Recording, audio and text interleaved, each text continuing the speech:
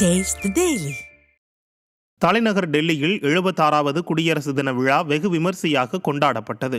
நமது நாட்டின் ஒவ்வொரு ஆண்டும் குடியரசு தின விழாவிற்கு வெளிநாட்டு தலைவர்கள் சிறப்பு விருந்தினராக அழைக்கப்படுவது வழக்கமாக உள்ளது. அந்த வகையில் இந்த ஆண்டு குடியரசு தின விழாவில் இந்தோனேசிய அதிபர் பிரபோவோ சுபியாண்டோ சிறப்பு விருந்தினராக பங்கேற்றார்.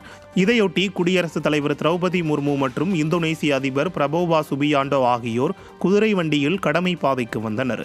தொடர்ந்து குடியரசுத் தலைவர் திரௌபதி முர்மு 21 குண்டுகள் முழங்க மூவர்ண கொடியை ஏற்றி வைத்து மரியாதை செலுத்தினார். தொடர்ந்து பாதுகாப்பு வீரர்களின் அணிவகுப்பு மரியாதையை ஏற்றுக்கொண்டார். விழாவின் ஒரு பகுதியாக நாட்டின் பன்முக கலாச்சாரத்தை வெளிப்படுத்தும் வகையில் அலங்கார ஊர்திகளின் அணிவகுப்பு, கலாச்சார நிகழ்ச்சிகள் நடைபெற்றது. தொடர்ந்து நடைபெற்ற முப்படைகளின் வாகன அணிவகுப்பு, விமானப்படையின் சாகசங்கள் நமது இராணுவ பலத்தை பறைசாற்றும் வகையில் அமைந்தது. காஞ்சிபுரம் மாவட்டம் பரந்தூர் விமான நிலையம் வரக்கூடாது என 11வது முறையாக ஏகனாபுரம் கிராம சபை கூட்டத்தில் தீர்மானம் நிறைவேற்றி திமுக அரசுக்கு எச்சரிக்கை விடுக்கப்பட்டது. பரந்தூரில் 13 கிராமங்களை உள்ளடக்கி 5400 ஏக்கர் பரப்பளவில் சென்னையின் 2வது பசுமை வெளி விமான நிலையம் அறிவிக்கப்பட்டது. அது முதல் 915 நாட்களுக்கும் மேலாக ஏகனாபுரம் உள்ளிட்ட கிராம மக்கள் தொடர்ந்து பல்வேறு கட்ட போராட்டங்களில் ஈடுபட்டு வருகின்றனர்.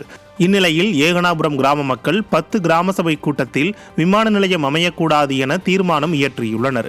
மேலும் 6 முறை கிராம சபை கூட்டத்தை புறக்கணித்தனர். இந்நிலையில் குடியரசு நாள் கிராம சபை கூட்டம் நடைபெற்றது. கூட்டத்தில் பரந்தூர் விமான நிலையம் அமையக்கூடாது என 11வது முறையாக தீர்மானம் இயற்றி தங்கள் எதிர்ப்பை மீண்டும் பதிவு செய்து திமுக அரசுக்கு கடும் எச்சரிக்கையும் விடப்பட்டது.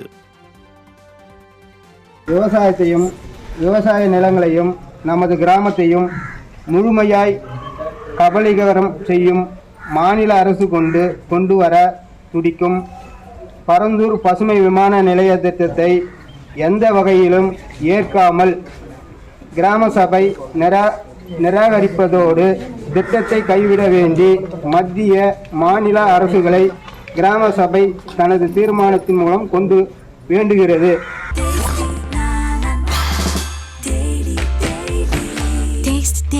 Taste the Daily.